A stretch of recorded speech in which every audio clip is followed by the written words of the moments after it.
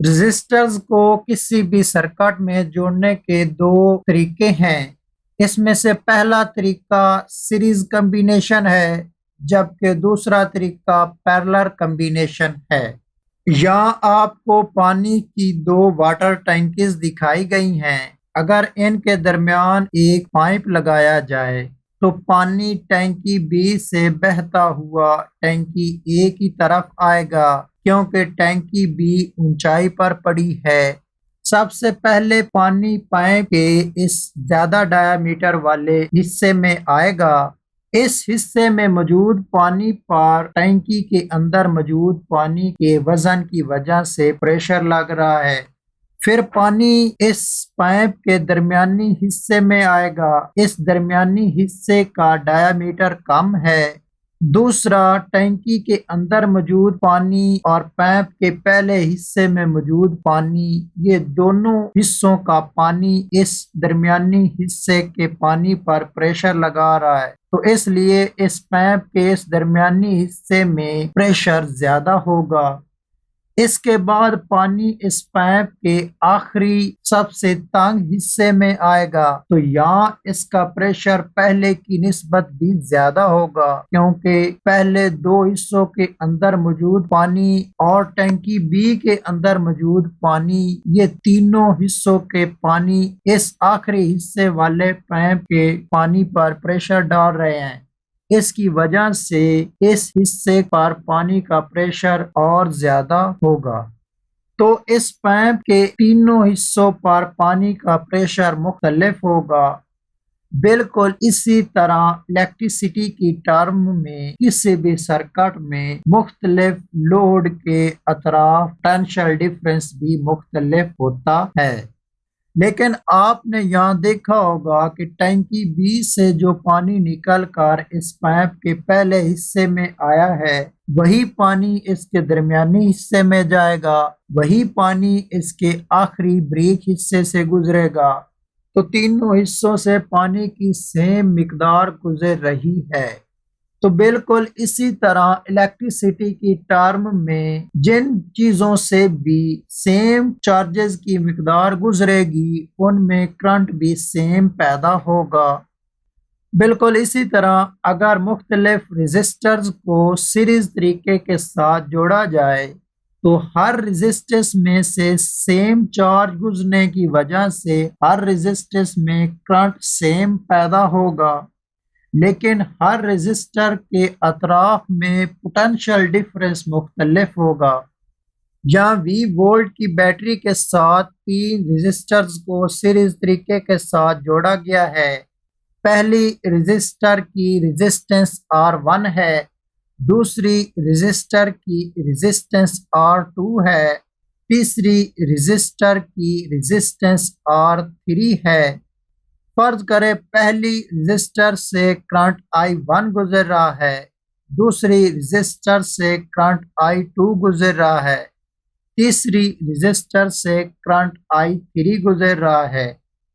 क्योंकि ये तीनों रजिस्टर सीरीज तरीके के साथ जुड़ी हैं, तो इसलिए इन तीनों रजिस्टर में से सेम करंट गुजरेगा। तो इसलिए I1 बराबर होगा I2 के, I2 बराबर होगा I3 के। लेकिन पहली रजिस्टर के अतराफ पोटेंशियल डिफरेंस V1 है, दूसरी रजिस्टर के अतराफ पोटेंशियल डिफरेंस V2 है, तीसरी रजिस्टर के अतराफ पोटेंशियल डिफरेंस V3 है। क्योंकि ये तीनों रजिस्टर सीरीज तरीके के साथ जोड़ी गई हैं, तो इसलिए इन तीनों रजिस्टर पर पोटेंशियल डिफरेंस मुख्तलिफ होगा।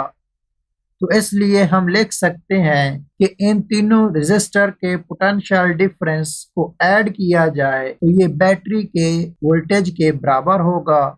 ओहम लॉ के मुताबिक हम V को IR के बराबर लिख सकते हैं कि V1 की जगह I इंटू R1 लिखा जाएगा, V2 की जगह I इंटू R2 लिखा जाएगा, V3 की जगह I इंटू R3 लिखा जाएगा।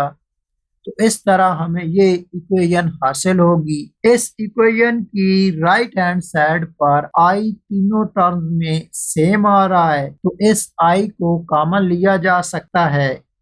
तो फिर इक्वेशन कुछ इस तरह से लिखी जाएगी कि v is equal to I into R1 plus R2 plus R3।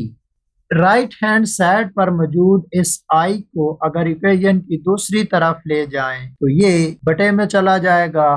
तो इक्वेशन कुछ इस तरह लिखी जाएगी कि v over i is equal to R1 plus R2 plus R3।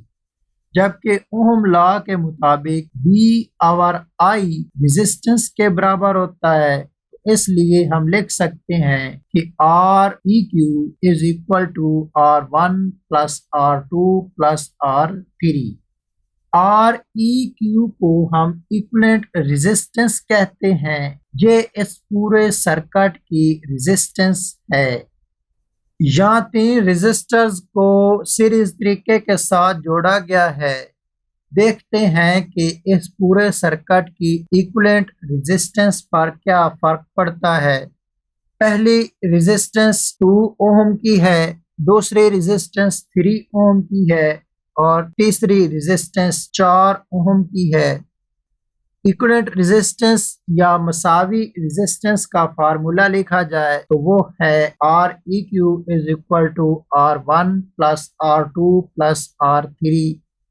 जहाँ इनकी वैल्यूज पुट की जाए तो R1 की जगह 2 लिखा गया है, R2 की जगह 3 लिखा गया है, R3 की जगह 4 लिखा गया है। तो इन्हें ऐड करने के बाद जवाब 9 आ रहा है। तो इस डेटे से हम इस नतीजे पर पहुंचे कि जब भी रेजिस्टर्स को सीरीज तरीके के साथ जोड़ा जाता है तो पूरे सर्किट की रेजिस्टेंस इस सर्किट में लगाए जाने वाली हर रेजिस्टेंस से ज्यादा ही है।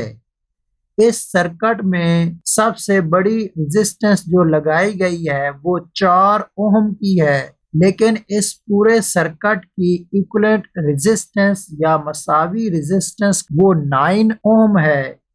तो इस तरह इस पूरे सर्किट की इक्विवेलेंट रेजिस्टेंस की वैल्यू इस सर्किट में लगाई जाने वाली सबसे बड़ी रेजिस्टेंस से भी ज्यादा आई है।